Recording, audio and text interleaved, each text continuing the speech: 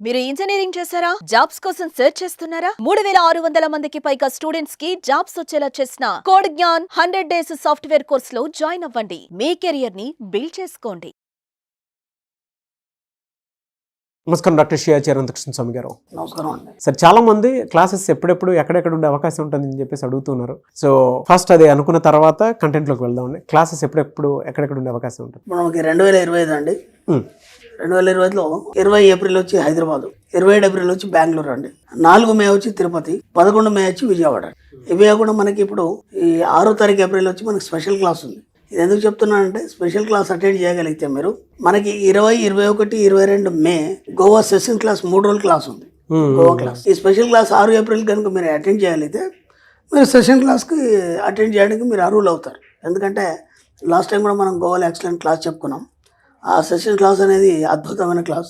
అది ఏంటంటే జీవితంలో మీరు పరిపూర్ణత్వాన్ని సాధించడానికి, ఒక ఉన్నత స్థాయి సాధించడానికి ఖచ్చితంగా మీకు అది దోహదపడుతుంది. మీకే కాదు, మీ తరతరాలకి. అలా మాట కూడా చెప్పాను నేను. దానికి తగ్గట్టుగానే క్లాస్ ఉంటుంది. క్లాస్కి వచ్చిన వాళ్ళు కూడా ఫుల్లీ సాటిస్ఫైడ్. కాబట్టి మళ్ళీ ఈ ఇయర్ మనం 20, 21, 22 మేలో గోవాలో సెషన్ క్లాస్ 3 రోజులు పెడుతున్నాం. వీలైనంత తొందరగా ఎన్రోల్ చేసుకునే ప్రయత్నం చేయండి. Best of luck. మంచి చెడు అనేది ఏముండదు, అనుభూతి మాత్రమే ఉంటుంది. చాలా డీప్ మీనింగ్ ఉంది అందులో. ఫస్ట్ విన్నప్పుడు పెద్దగా అనిపించకపోయినా చాలా డీప్గా ఒక ఎపిసోడ్ ఒక 2-3 టైమ్స్ మనం వాచ్ చేసినా, క్లియర్గా విన్నా, ఎక్స్పీరియన్స్ ఇచ్చే ఫలితం కావచ్చు, ఆ మంచి చెడు ఏదైతే ఉంటుందో బ్యాడ్ ఆర్ గుడ్ ఎక్స్పీరియన్స్ కావచ్చు, మనిషిని ముందుకు నడిపిస్తుంటుంది.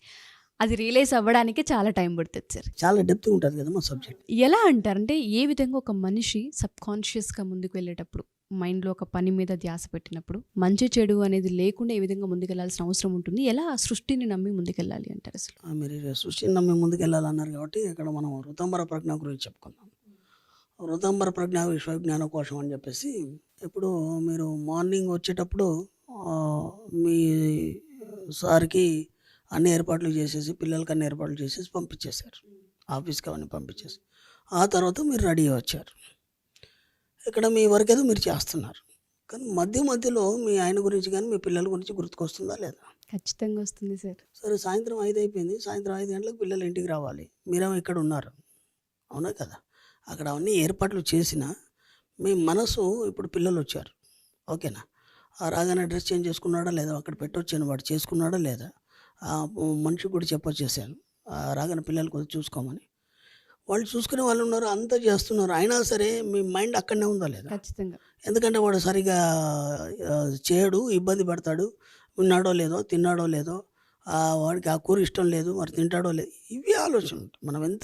మనం ఇక్కడ మన పనిలో ఉన్నాను అంటే అక్కడ ఏం జరుగుతుంది అనేది మీరు ఇక్కడ ఉండి ఆ దృశ్యాన్ని చూడగలుగుతున్నారు. మీకు అక్కడ పిక్చర్ క్లియర్ కనిపిస్తుంది.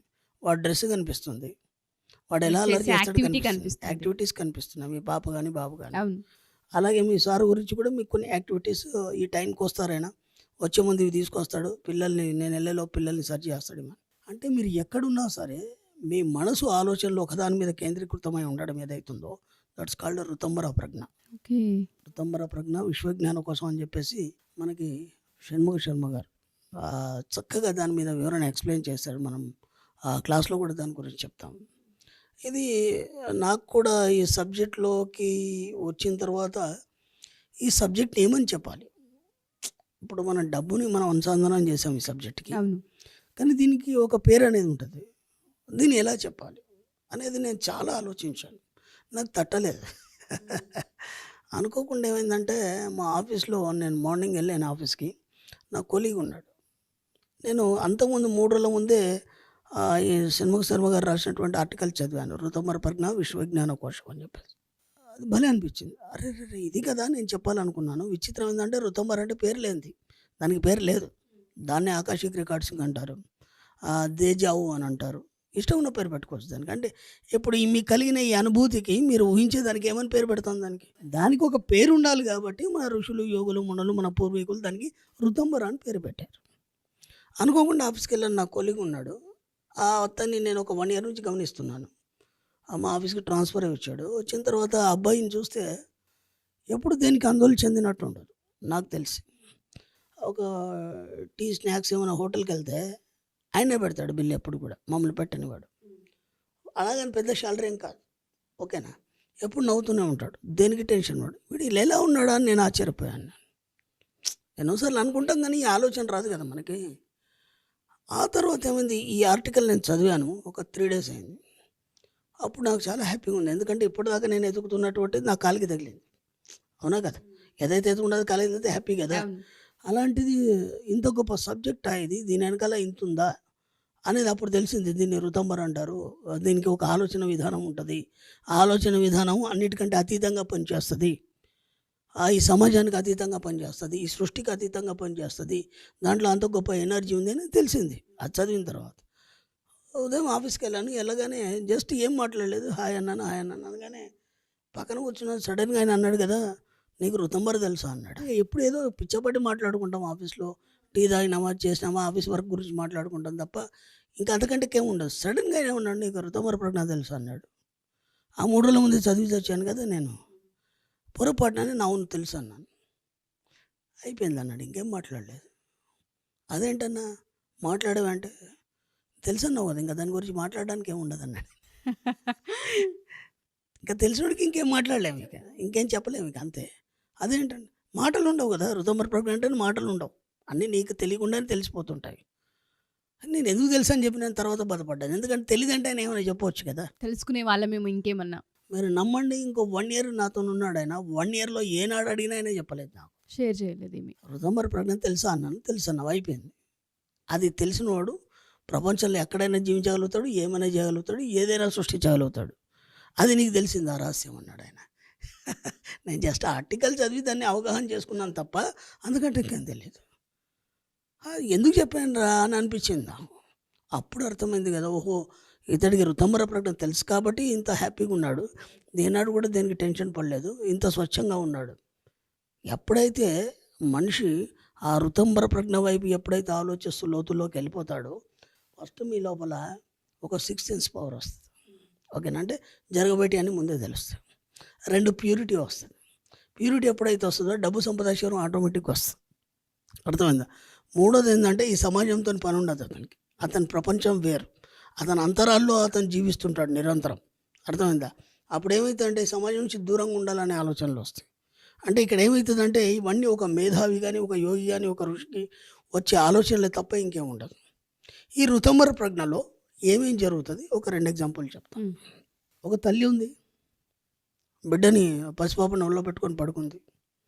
పక్క నుంచి పెద్ద ప్రొసెషన్ పోతుంది.